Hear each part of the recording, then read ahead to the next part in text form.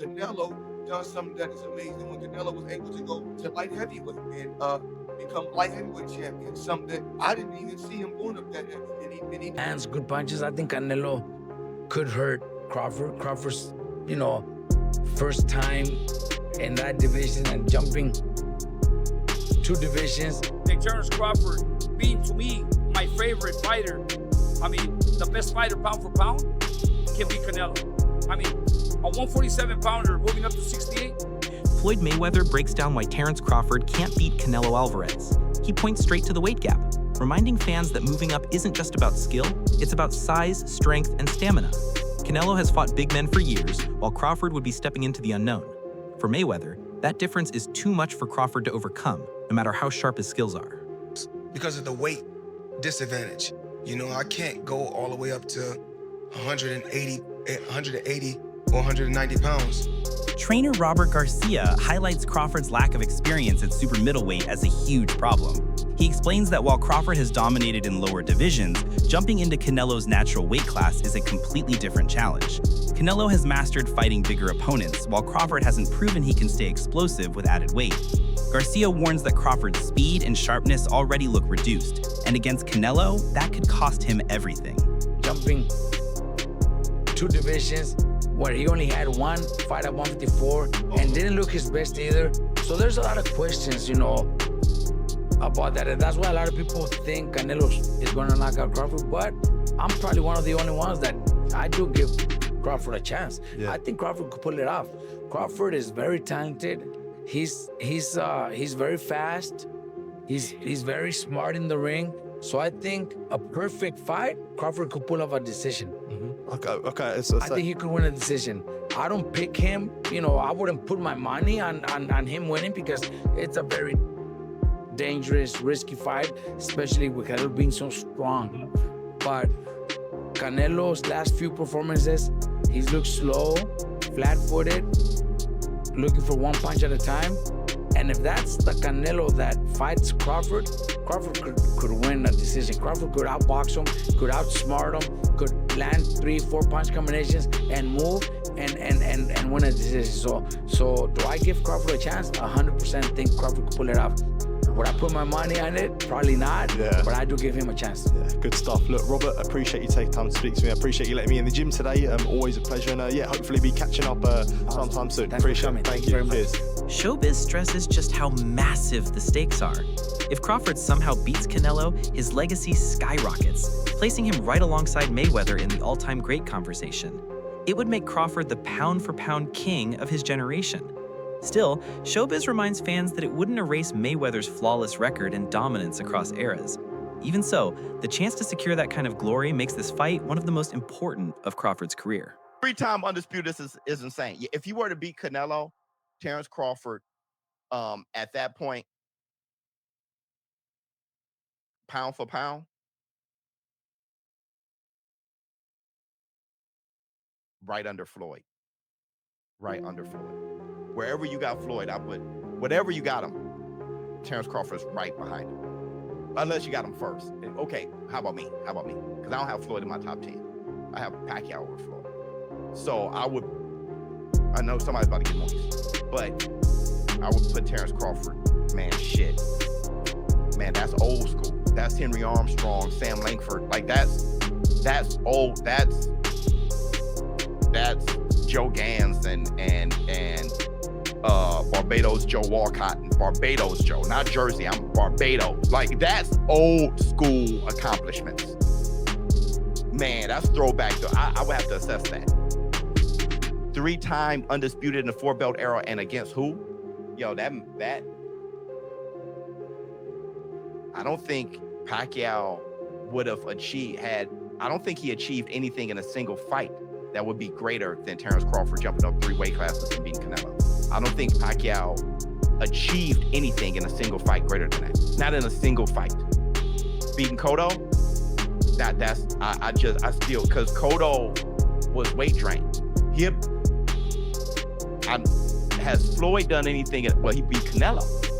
Jeff Mayweather fires back at Canelo's claim that Crawford is better than Floyd. He says that's more about Canelo trying to protect his own legacy, since Floyd beat him convincingly years ago.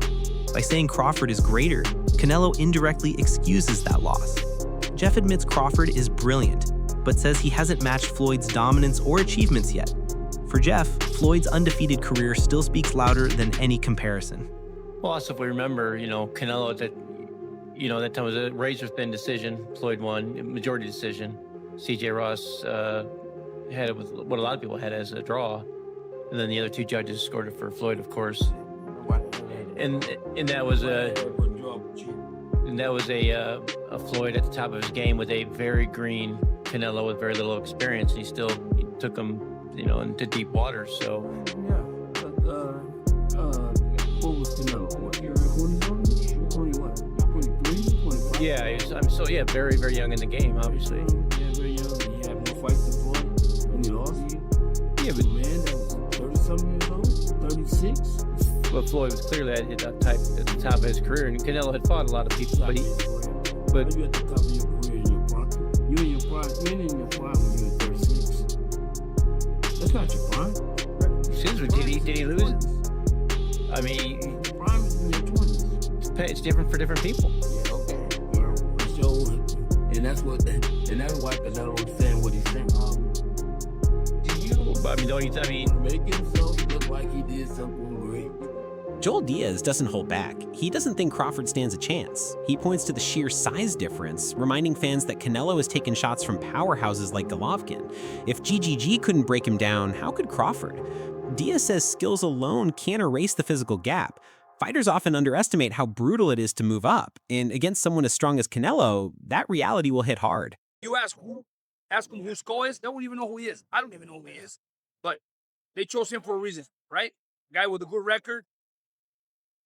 But he's a champion. He's the champion. He's got the kind of the other stone that's out there that Canelo needs to connect.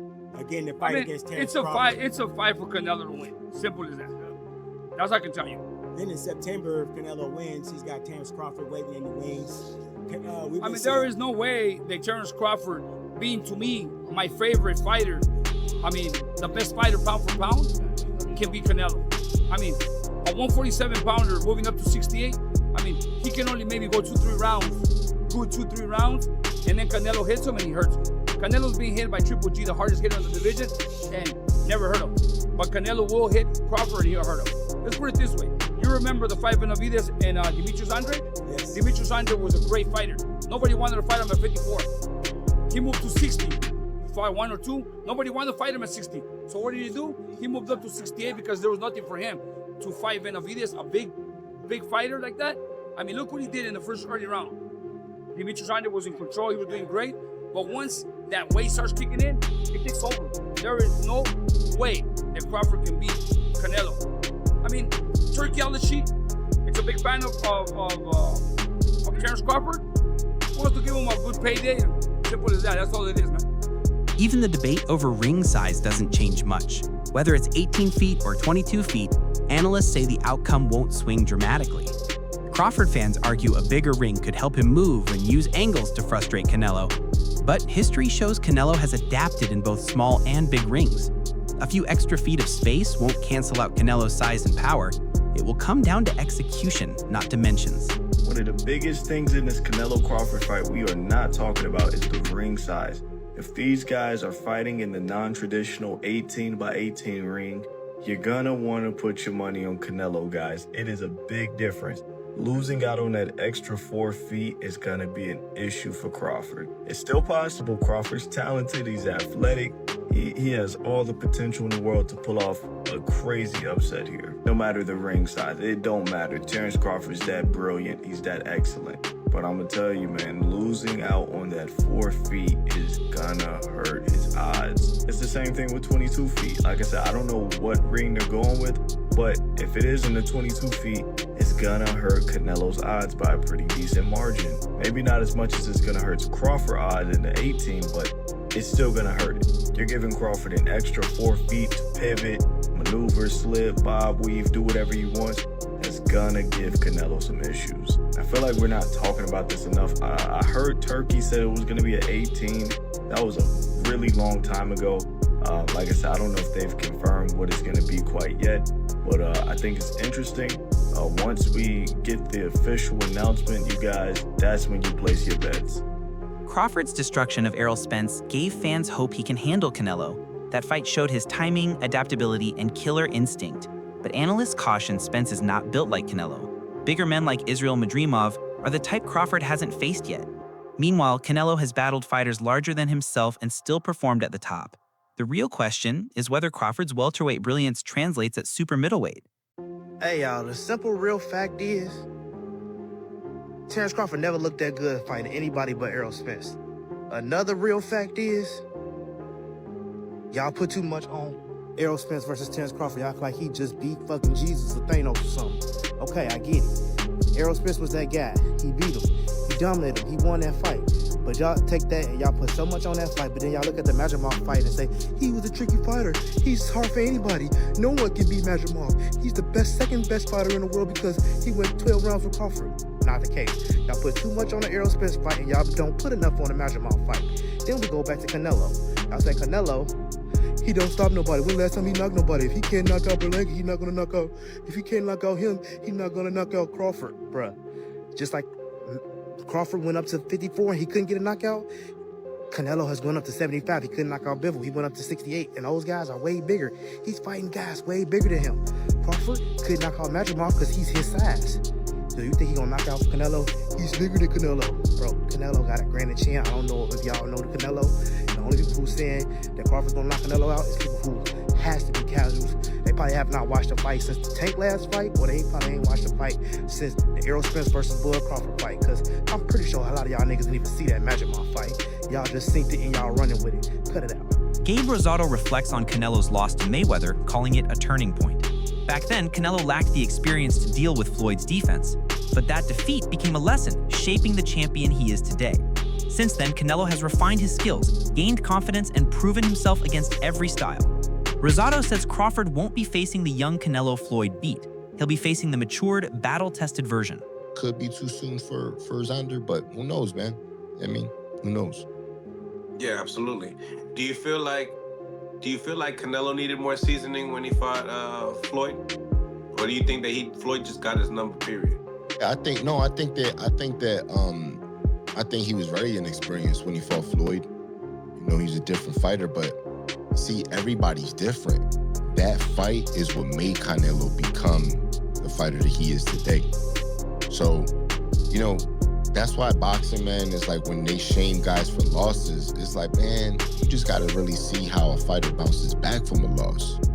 It's like, cause, you know, when Canelo lost to Floyd, there was a lot of things that Canelo learned in that fight that he added to his game. Next thing you know, Canelo started moving his head and his counters got better and his speed, and he understood timing. He understood how to like break guys down differently because he learned that off Floyd. So I think it was a good learning experience for Canelo. And then, you know, I think that kind of fight is gonna help him in the Crawford fight. Sebastian Fundora warns that Crawford may not realize how draining this fight will be. Competing at super middleweight takes years of physical and mental adjustment. Canelo has built his entire career around thriving in this weight class.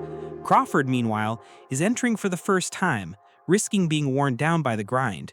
Fundora believes the aftermath could expose just how much this fight takes out of him. Could be.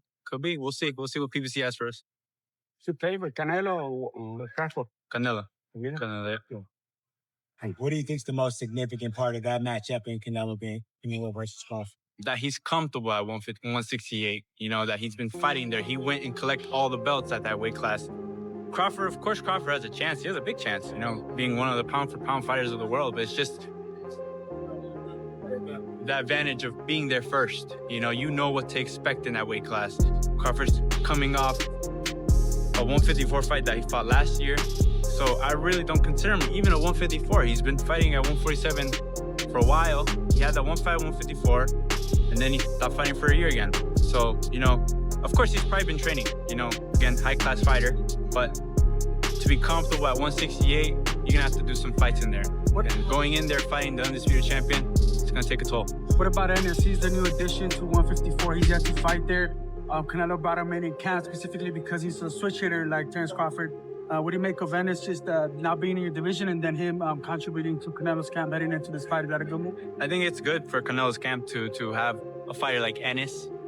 Because, yeah, he likes to switch right-handed, southpaw. I think Canelo probably didn't need that. But, you know, the fact that Ennis went might cause a little bit of drama. I think he did for a dramatic effect. But, you know, great fighter at 147. But 154 is a different division. They have me in there, so we'll see what he can do. Critics also compare styles. Crawford is technically brilliant, but some say his fights don't bring the fireworks casual fans crave. Canelo, on the other hand, delivers knockouts, body-punching wars, and big drama. Even if Crawford wins, analysts say he won't instantly become boxing's face. To truly claim that throne, he'd need to beat other dangerous names like Dimitri Bivol, proving he can dominate bigger men and carry that spotlight. More nervous, you know, the closer you get, the more outlandish these statements were. We had one outlandish one that his fighting style is not entertaining, right? Canelo's fighting style is more entertaining than Terence Crawford's. I don't know what lens you're looking through, right? Well, why isn't Terence Crawford's fighting style entertaining? So that's one thing. But here's the next one. Now, check this out. They're saying that Terence Crawford won't even be great if he were to defeat Canelo Alvarez. He won't be great if he defeats Canelo Alvarez because all the stuff he's done until now, becoming 2-division undisputed, beating a lot of undefeated fighters and a lot of fighters with one loss, seems to not be anything. But even beating Canelo Alvarez, the face of boxing, 4-division champion, undisputed super middleweight champion, none of that would matter because they list fighters that he would have to beat to become great. And most of them are fighters that 4-division champ, Canelo Alvarez, that he won't fight.